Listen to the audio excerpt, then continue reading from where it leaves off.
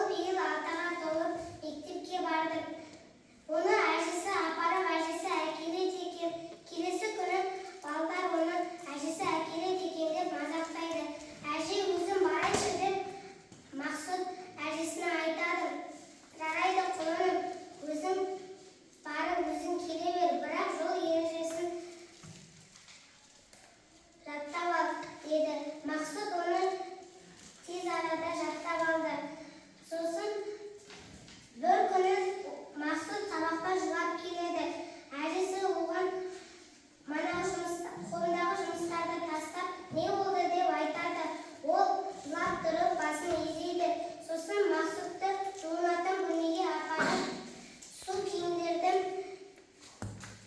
құрғақ киімге ауыстырады. Сосын ал не болды деп әжесі айтады. Мен сабаққа бара жатқанда көшенің арғы жағын су басып кетіпті. Bir қарасам, бір бұзық балам күшіктерді суға батырып отыр екен. Мен оған жаным ашып кетіп, оны суға итеріп жібердім. Мен ойланбай манағы күшіктерді барып судың жағасына шығардым.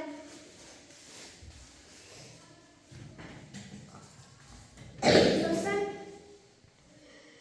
мен манағы баланы суға итеріп жібердім. Келесі күні мен сабақтан тарап келе жатқанда манағы баланың ағасы мені күтіп алып, мені суға итеріп жіберді. Сосын жылап келдім. Ертең ағаң келеді.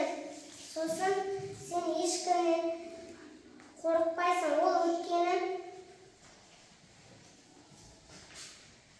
боксшы ғой деп айтады. Мен де өскенде ағам сияқты спортшыға айналсам, сосын ауаға